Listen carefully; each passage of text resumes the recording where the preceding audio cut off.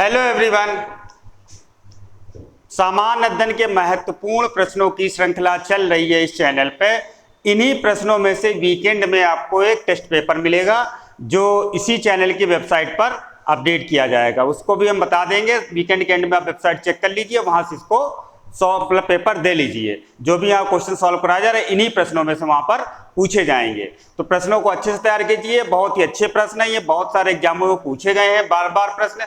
पूरे हिंदी पट्टी के जितने भी राज्य हैं सभी राज्यों को कवर किया गया है, वहां से उठाए गए हैं प्रश्न कि जहां पर सबसे अधिक ये पूछे गए हैं। तो आइए शुरू करते हैं आज के वो महत्वपूर्ण प्रश्न जो सभी एक दिवसीय परीक्षाओं और पीसीएस सिविल परीक्षाओं के लिए महत्वपूर्ण है। तो आइए देखते हैं आज का पहला प्रश्न। पहला प्रश्न हमारा, निम्न में से किस हड़प्पा कालीन स्थल से टेराकोटा का हल प्राप्त हुआ है? ऑप्शन दिया गया है ए धौलावीरा, ऑप्शन दिया गया है बी बनावली, ऑप्शन दिया गया है सी कालीबंगा और ऑप्शन दिया गया है डी लोथल। ऑप्शन दिया गया है ई उपयुक्त में से कोई नहीं है, उपयुक्त में से एक से अधिक। तो बताइए टेराकोटा का जो हल प्राप्त हुआ है ये निम्नलिखित में से किस स्थान से प्राप्त हुआ है? टेराकोटा का जो हल है वो बनावली से प्राप्त हुआ है। ऑप्शन बी जो है इसका करेक्ट आंसर है। बनावली कहां पर स्थित है ये भी ध्यान दीजिए, महत्वपूर्ण प्रश्न बनता है। हरियाणा में बनावली स्थान स्थित है। अन्य स्थानों पर नजर डालें तो धौलावीरा हमारा कहां पर स्थित है? धौलावीरा जो है हमारा ये गुजरात में स्थित है। ये किस लिए प्रसिद्ध है? गुजरात में स्थित है। ये किस लिए प्रसिद्ध है? ये जल प्रबंधन के लिए प्रसिद्ध है। नेक्स्ट आता है कालीबंगा। ये कहां पर स्थित है? ये राजस्थान में स्थित है। ये किस लिए प्रसिद्ध है? राजस्थान में स्थित है। यहां कालीबंगा का जो नाम पड़ा यहां से काले रंग की चूड़ियां प्राप्त हुई, इसलिए इसे कालीबंगा कहते हैं। ठीक है, ये राजस्थान में स्थित है। नेक्स्ट आता है हमारा लोथल। लोथल कहां पर स्थित है? ये हमारा गुजरात में स्थित है। कहां पर स्थित है? गुजरात में स्थित है। यहाँ का जो गोदी बाड़ा है वो विश्व का सबसे प्राचीनतम प्राप्त हुआ। किसका? लोथल का जो गोदी है वो विश्व का सबसे प्राचीनतम गोदी बताया गया है। महत्वपूर्ण फैक्ट है। नेक्स्ट क्वेश्चन की तरफ बढ़ते हैं। नेक्स्ट है हमारा, निम्नलिखित में से कौन हड़प्पा और मोहनजोदड़ो के उत्खनन से संबंधित नहीं है? बताइए। ये हमारे ऑप्शंस दिए गए हैं। ऑप्शन ए दिया गया है R D Banerjee, option B दिया गया के एन दीक्षित, ऑप्शन सी दिया गया है एम एस वत्स और ऑप्शन डी दिया गया बी ए स्मिथ। तो हड़प्पा और मोहनजोदड़ो के उत्खनन से ये लोग संबंधित नहीं है। तो बताइए कौन से संबंधित नहीं है? Option D B A Smith इनके उत्खनन से संबंधित नहीं है। कौन?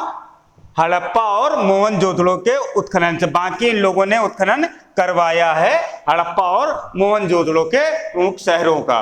तो ये क्या थे? बी ए स्मिथ जो थे ये हमारे इतिहासकार के रूप में प्रसिद्ध हैं। किसके रूप में है? इतिहासकार के रूप में प्रसिद्ध हैं। ठीक है, भारतविद एवं कला इतिहासकार। ठीक है, इतिहासकार का कौन सा रूप है? ये कला में फेमस हैं। भारतविद एवं कला इतिहासकार के। ऑप्शन डी इसका करेक्ट आंसर है। नेक्स्ट क्वेश्चन की तरफ पढ़ते हैं। बोगाज का महत्व इसलिए है कि ऑप्शन ए वहां जो अभिलेख प्राप्त हुए हैं उनमें वैदिक देवी एवं देवताओं का वर्णन मिलता है। ऑप्शन बी मध्य एशिया एवं तिब्बत के बीच एक महत्वपूर्ण व्यापारिक केंद्र जाना जाता है। ऑप्शन सी वेद के मूल ग्रंथ की रचना यहीं हुई थी और ऑप्शन डी उपयुक्त में से कोई भी नहीं। तो बताना है बोगाज जो है हमारा किस लिए प्रसिद्ध है। देखिए ये ऑप्शन से दिए गए हैं और इनमें से आपको चूज करना है कि बोगाज से रिलेटेड कौन सा ऑप्शन हमारा करेक्ट है। तो इसका जो ऑप्शन ए है वो करेक्ट। वहां जो अभिलेख प्राप्त हुए हैं उसमें वैदिक देवी एवं देवताओं का वर्णन मिलता है बोगाज अभिलेख से। ठीक है, वैदिक देवी देवता जो हमारे थे वो बोगाज गोई के अभिलेख से प्राप्त हुए मिलते हैं। ये कहाँ मिलता है? एशिया माइनर में। नेक्स्ट क्वेश्चन की तरफ बढ़ते हैं।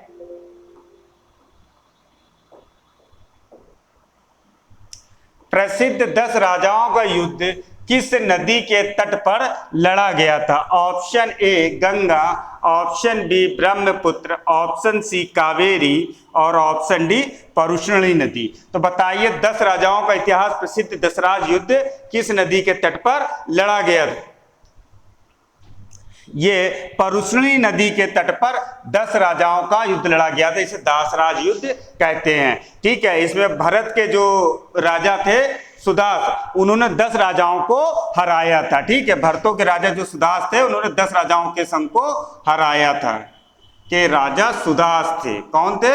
सुदास। इन्होंने 10 राजाओं के संग को हराया था। ठीक, ऑप्शन डी जो है करेक्ट आंसर है। नेक्स्ट क्वेश्चन की तरफ बढ़ते हैं।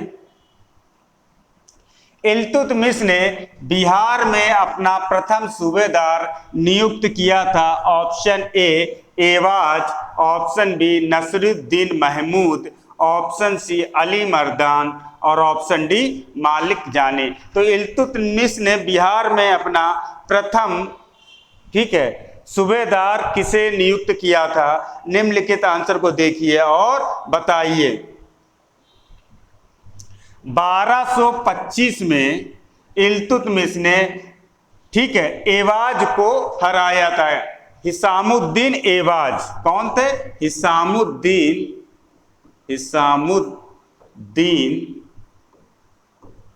एवाज को हराया था और वहां पर जो है अपना सूबेदार नियुक्त किया था वो मालिक जानी को। ऑप्शन डी जो है करेक्ट आंसर। किसको नियुक्त किया था? मालिक जानी को वहां पर सूबेदार अपना नियुक्त किया था। नेक्स्ट देखते हैं, क्वेश्चन की तरफ बढ़ते हैं।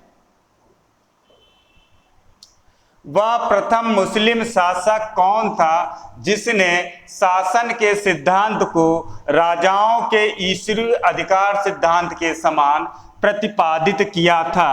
Option A Aibak, option B Iltutmish, option C Balban और ऑप्शन डी अलाउद्दीन और ऑप्शन ई उपर्युक्त में से कोई नहीं या उपर्युक्त में से एक से अधिक। तो बताइए वो प्रथम मुस्लिम शासक कौन था? कौन था वो प्रथम मुस्लिम शासक?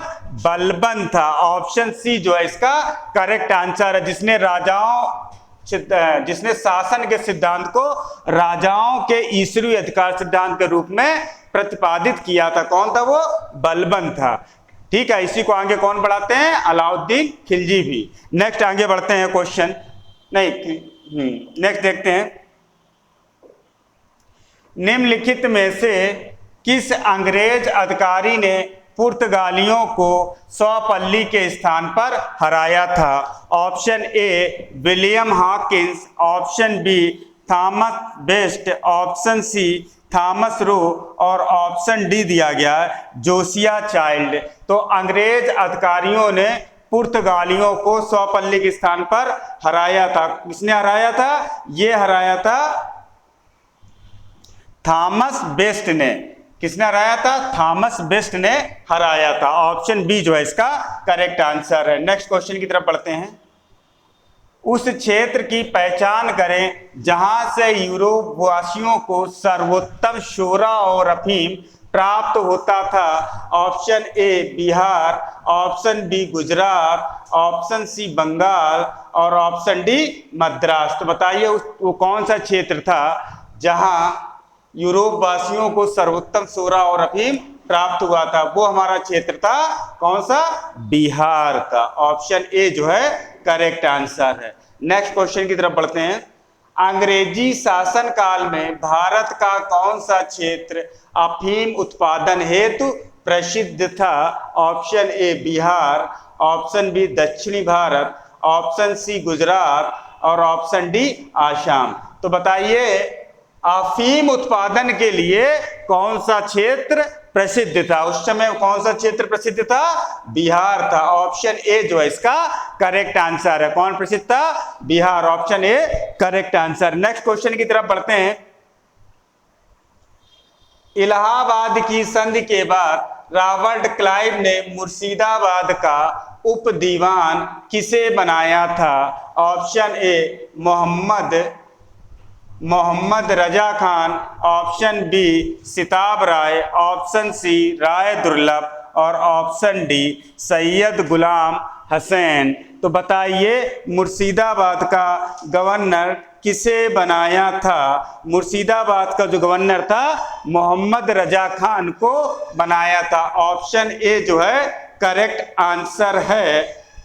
इलाहाबाद की जो दूसरी संधि होती है 1665 में, ठीक है, इसमें क्या होता है, अंग्रेजों को बंगाल, बिहार, उड़ीसा को एक राजा के फरमान द्वारा अधिकार मिल जाता है कि यहाँ पर वो राजस्व वसूल सकते हैं, ठीक है, पूरे क्षेत्र उनको मिल जाते हैं। इसके एवज में कंपनी ने 2 अधिकारी वहां पर नियुक्त किए। एक हमारे कौन, तो मोहम्मद रजा खान, ये कहां पे थे, ये मुर्शिदाबाद के थे, और बिहार का राजा सिताब राय, ठीक है, सिताब राय को बिहार का नियुक्त किया। सिताब राय ये बिहार के थे, ये हमारे बंगाल के थे, बंगाल के मोहम्मद रजा खान। ऑप्शन ए इसका करेक्ट आंसर। नेक्स्ट क्वेश्चन की तरफ बढ़ते हैं। भारत के राष्ट्रपति अपनी शक्तियों का प्रयोग करते हैं। ऑप्शन ए सीधे अथवा अपने अधीनस्थ अधिकारियों द्वारा, ऑप्शन बी मंत्रियों के द्वारा, ऑप्शन सी प्रधानमंत्री के द्वारा और ऑप्शन डी मंत्रिमंडल के द्वारा और ऑप्शन ई उपयुक्त में से कोई नहीं या उपयुक्त में से एक से अधिक। तो बताइए भारत के राष्ट्रपति अपनी शक्तियों का प्रयोग किसके तहत करते हैं? ऑप्शन ए जो है हमारा करेक्ट आंसर है, सीधे अथवा अपने अधीनस्थ अधिकारियों के द्वारा। अनुच्छेद 52 कहता है भारत का एक राष्ट्रपति होगा जिसमें समस्त कार्यपालिका शक्ति निहित होगी, लेकिन अनुच्छेद 53 कहता है कि वो समस्त शक्तियों का प्रयोग जो है अपने अधीनस्थ के माध्यम से करेगा, अधीनस्थ अधिकारी जो भी है उनके माध्यम से ये करेगा। ऑप्शन ए जो है इसका करेक्ट आंसर है। नेक्स्ट क्वेश्चन की तरफ देखते हैं। यदि राष्ट्रपति एवं उपराष्ट्रपति का पद खाली हो तो भारत के राष्ट्रपति के पद पर कौन होता है? ऑप्शन ए प्रधानमंत्री, ऑप्शन बी भारत का मुख्य न्यायाधीश, ऑप्शन सी लोकसभा अध्यक्ष और ऑप्शन डी इनमें से कोई नहीं। यदि राष्ट्रपति एवं उपराष्ट्रपति का पद खाली हो तो भारत के राष्ट्रपति के पद पर कौन होता है? बताइए, ये ऑप्शंस दिए गए हैं। तो भारत के राष्ट्रपति पर भारत का मुख्य न्यायाधीश होता है। ऑप्शन बी जो है इसका करेक्ट आंसर है। यदि ये भी ना हो तो फिर कौन होगा? जो हमारा वरिष्ठतम न्यायाधीश होगा वो इस पद को धारण करेगा, ठीक है, जो वरिष्ठतम न्यायाधीश होगा। नेक्स्ट क्वेश्चन की तरफ बढ़ते हैं। एक विधेयक जो संसद में प्रस्तुत किया जाता है कौन सी क्रिया के बाद अधिनियम बन जाता है? ऑप्शन ए जब वह संसद के दोनों सदनों के द्वारा पारित हो जाता है, ऑप्शन बी जब राष्ट्रपति अपनी सहमति दे देता है, ऑप्शन सी जब प्रधानमंत्री इस पर हस्ताक्षर कर देता है और ऑप्शन डी जब सर्वोच्च न्यायालय से केंद्रीय संसद के अधिकार क्षेत्र में होना घोषित करता है। तो बताइए क्या इसका आंसर होगा? जब राष्ट्रपति अपनी सहमति दे देता है तब वो विधेयक हमारा क्या बन जाता है? एक अधिनियम बन जाता है, ठीक है। दोनों सदनों से पारित होने के बाद जब राष्ट्रपति उस पर अपने साइन करते हैं तभी वो विधेयक हमारा एक अधिनियम का रूप लेता है। ऑप्शन बी जो है करेक्ट आंसर है, ठीक है। और इससे संबंधित जो भी उपबंध हैं वो हमारे अनुच्छेद 111 में दिए गए हैं, ठीक है। 111 अनुच्छेद में इससे संबंधित सारे उपबंध दिए गए। नेक्स्ट क्वेश्चन की तरफ बढ़ते हैं। राष्ट्रीय सुरक्षा समिति का प्रधान कौन होता है? ऑप्शन ए गृह मंत्री, ऑप्शन बी प्रधानमंत्री, ऑप्शन सी राष्ट्रपति और ऑप्शन डी उपराष्ट्रपति। तो राष्ट्रीय सुरक्षा समिति का प्रधान पूछ रहा कौन होता है? राष्ट्रीय सुरक्षा समिति का जो प्रधान या अध्यक्ष होता है वो हमारा भारत के प्रधानमंत्री होते हैं। ऑप्शन बी जो है इसका करेक्ट आंसर है। नेक्स्ट क्वेश्चन की तरफ बढ़ते हैं। भारत सरकार का कौन सा अधिकारी सदस्य न होते हुए भी भारतीय संसद की कार्रवाई में भाग लेने का अधिकार रखता है? ऑप्शन ए उपराष्ट्रपति, option B attorney general, option C नियंत्रक एवं महालेखा परीक्षक, ऑप्शन डी चुनाव आयुक्त, ऑप्शन ई उपर्युक्त में से कोई नहीं या उपयुक्त में से एक से अधिक। तो बताइए कौन भाग लेने का अधिकार रखता है? ऑप्शन बी अटॉर्नी जनरल जो है भारत सरकार का क्या होता है, महान्यायवादी होता है। ठीक है, भारत सरकार का प्रमुख महान्यायवादी होता है।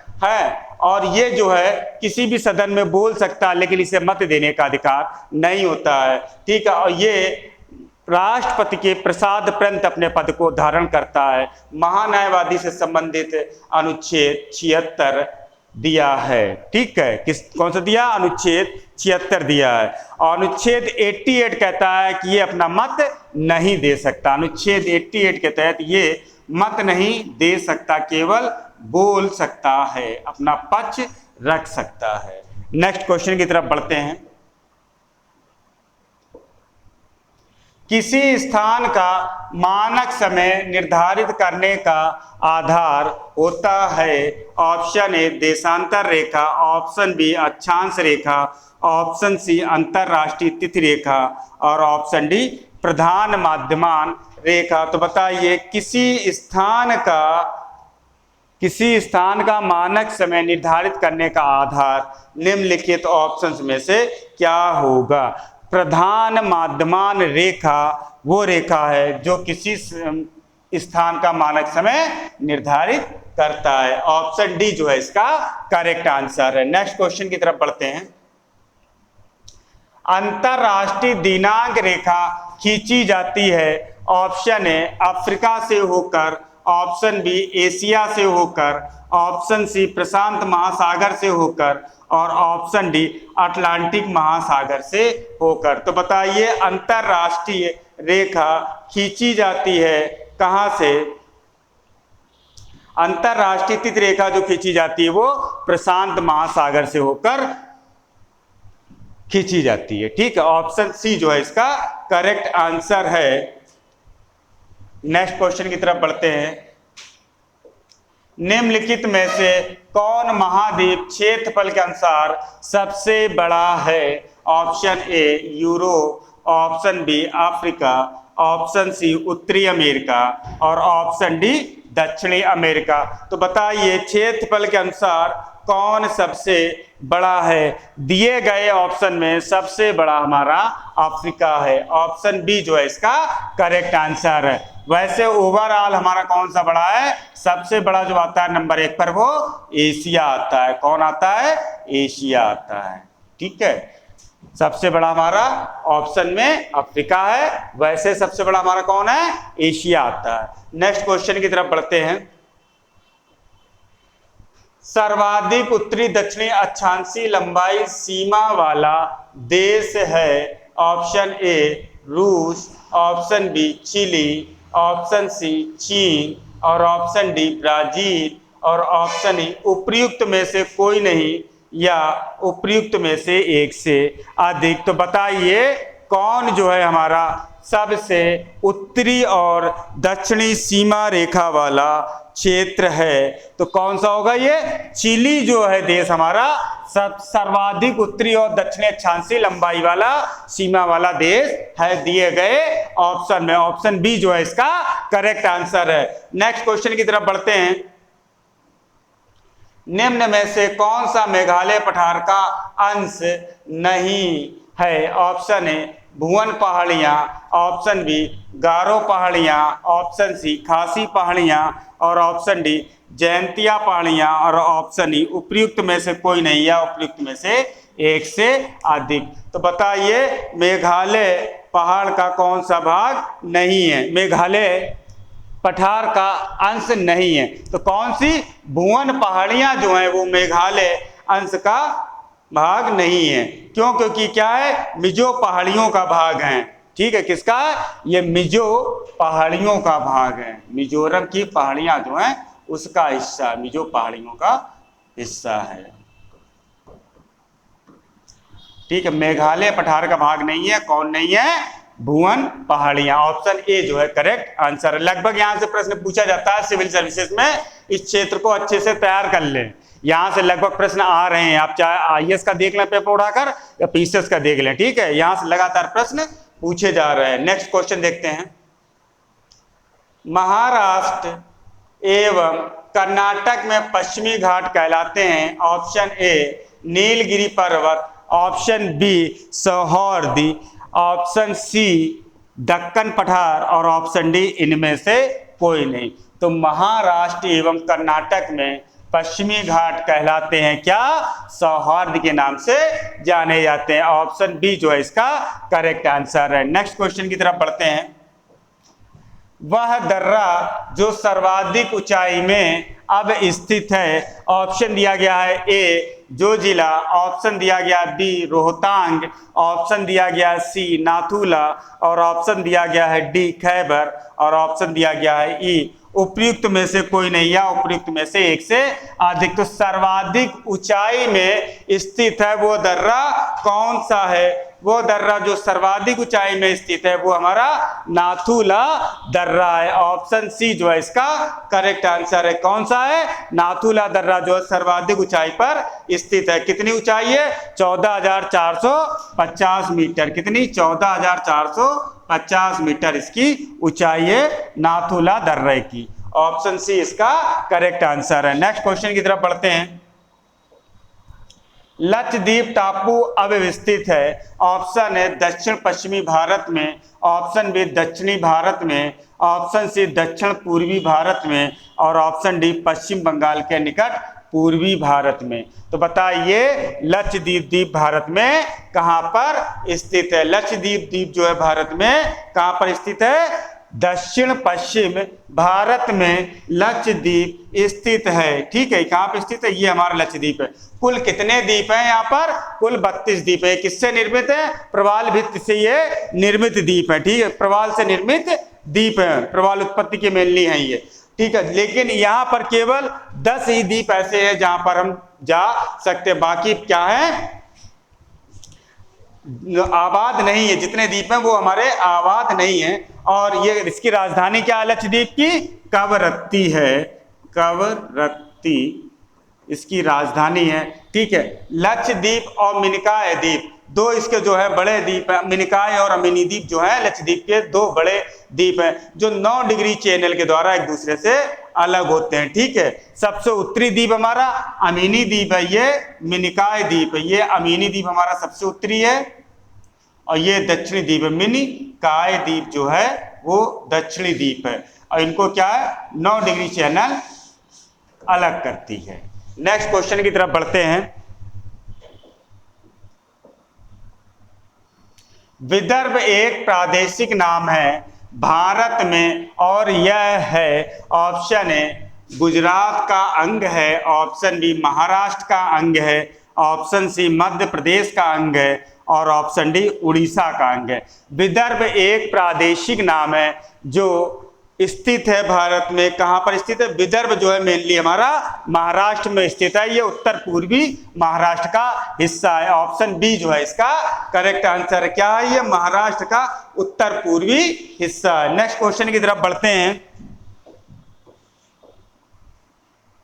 भारत में योजना अवकाश की अवधि थी। ऑप्शन ए 1962 से 65, ऑप्शन बी 1966 से 69, ऑप्शन सी 1969 से 72 और ऑप्शन डी 1972 से 1975। तो बताइए कौन सी हमारी योजना अवकाश की अवधि है? देखिए कौन सा होगा इनमें से बताइए, क्योंकि ये भी बहुत सेंसिटिव है टॉपिक। इसी के आसपास से ही लगभग प्रश्न आ रहे हैं। अभी उत्तराखंड के पेपर में भी यहाँ से प्रश्न पूछा गया था। ठीक है, तो कौन सा है? 66 से 69, ये 3 वर्ष में कोई योजना नहीं बनी थी। ठीक है, इसी को योजना अवकाश कहते हैं। ऑप्शन बी जो है हमारा करेक्ट आंसर है। कौन सा? ऑप्शन बी, क्योंकि तीसरी पंचवर्षीय योजना हमारी समाप्त होती है 31 मार्च 1966 को। ठीक है, कौन सी? तीसरी पंचवर्षीय। और चौथी पंचवर्षीय योजना जो शुरू होती है वो 1 अप्रैल 1969 से। ठीक है, ये जो 3 साल का गैप है यही हमारा योजना अवकाश कहलाता है। ये 3 साल की जो गैपिंग हो रही है ये योजना अवकाश कहलाता है। नेक्स्ट क्वेश्चन की तरफ बढ़ते हैं।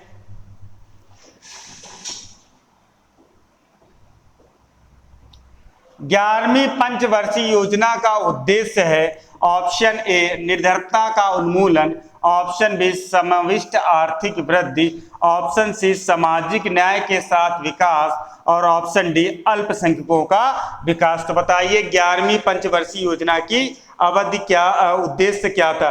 11वीं पंचवर्षीय योजना का जो मुख्य उद्देश्य है वो समाविष्ट आर्थिक विकास था। ऑप्शन बी जो है इसका करेक्ट आंसर है। ठीक है, ये जितने भी योजनाएं हैं इनका मुख्य उद्देश्य क्या था, इनके मेन मॉडल क्या थे, यहां से लगभग प्रश्न पूछे जाते हैं, तो इनको आप अच्छे से तैयार कर ले। और ध्यान दीजिए, कृषि क्षेत्र हो गया या हमारा सेवा क्षेत्र हो गया, कब सर्वाधिक रहा कब सबसे कम रहा, इसका भी यहां पर मेंशन कर ले। ये भी पॉइंट बहुत बार पूछा गया है एग्जाम में। नेक्स्ट क्वेश्चन की तरफ बढ़ते हैं। इसका आंसर बी है। नेक्स्ट है स्तंभ का के साथ स्तंभ खा को मिलाइए और नीचे दिए गए कूट की सहायता से उत्तर का चयन कीजिए। स्तंभ का दिया गया है option A 1955, option B 1964, option C 1982 और ऑप्शन डी 1987। स्तंभ खा दिया गया पहला भारतीय आयात निर्यात बैंक, और दूसरा भारतीय औद्योगिक विकास बैंक, और तीसरा भारतीय औद्योगिक ऋण और निवेश निगम, और चौथा औद्योगिक और वित्तीय पुनर्निर्माण बोर्ड। ऑप्शन ए दिया गया है A1 B2 C3 D4, option B दिया गया है A2 B3 C1 D4 और ऑप्शन सी दिया गया है A3 B2 C1 D4 और ऑप्शन डी दिया गया है A4 B1 C2 D3। तो इनको मैच कराना है, तो मैच कराइए और बताइए निम्नलिखित में से कौन सा आंसर इसका सही हो सकता है। देखिए, औद्योगिक और वित्तीय पुनर्निर्माण बैंक की जो ये आएगा भारतीय औद्योगिक ऋण और निवेश निगम कब स्थापित हुआ था? 1955 में। और भारतीय औद्योगिक विकास बैंक ये कब स्थापित हुआ था? 1964 में। और भारतीय निर्यात आयात बैंक कब स्थापित हुआ था? ये 1982 में। 1987 में औद्योगिक और वित्तीय पुनर्निर्माण बैंक की स्थापना हुई थी। तो ऑप्शन सी जो है इसका करेक्ट आंसर है। नेक्स्ट क्वेश्चन की तरफ बढ़ते हैं।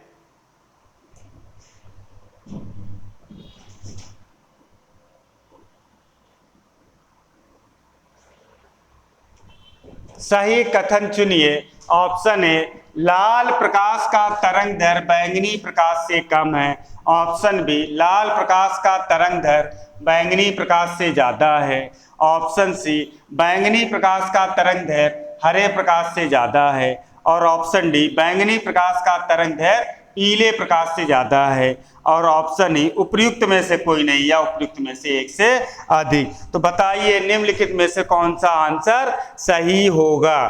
क्या होगा? बैंगनी लाल प्रकाश की तरंग दैर्घ्य बैंगनी प्रकाश से ज्यादा है। ऑप्शन बी जो है इसका करेक्ट आंसर। देखिए, बैंगनी प्रकाश की जो तरंग दैर्घ्य है वो सबसे कम होती है और रेड की सबसे अधिक होती है। ठीक है, बैंगनी रंग की जो तरंग दैर्घ्य वो सबसे कम है और लाल रंग की तरंग दैर्घ्य जो है सबसे अधिक होती। लेकिन आवृत्ति जो है, ध्यान दीजिए, बैंगनी की सबसे अधिक है और लाल की सबसे कम आवृत्ति होती है। इस पॉइंट को मेंशन कर लीजिए, बहुत बार ये पूछा गया है। ऑप्शन बी इसका करेक्ट आंसर है। नेक्स्ट क्वेश्चन की तरफ बढ़ते हैं। एक परमाणु के केंद्र का धनावेशित हिस्सा कहलाता है, बताइए। Option A proton, option B neutron, option C electron और ऑप्शन डी न्यूक्लियस, और ऑप्शन ई उपयुक्त में से कोई नहीं है, उपयुक्त में से एक से अधिक। तो परमाणु के केंद्र की बात कह रहा, तो परमाणु के केंद्र का धनावेशित जो हिस्सा होता है वो हमारा नाभिक या न्यूक्लियस कहलाता है, जिसके अंतर्गत क्या होते हैं, न्यूट्रॉन और प्रोटॉन होते हैं। न्यूट्रॉन में क्या होता है, ये उदासीन कण होता है, और प्रोटॉन क्या होता है, ये धनावेशित कण होता है। कैसा होता है, धनावेशित कण होता है।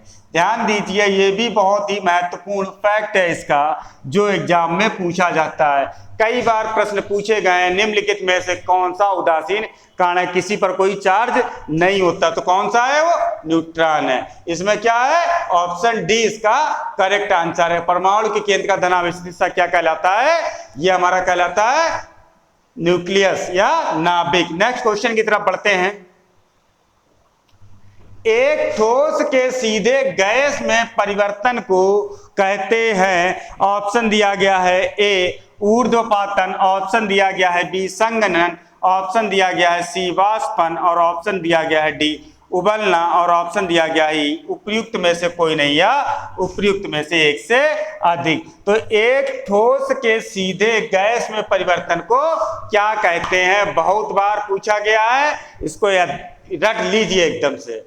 क्या कहते हैं, ऊर्ध्वपातन। ऑप्शन ए जो है इसका करेक्ट आंसर है।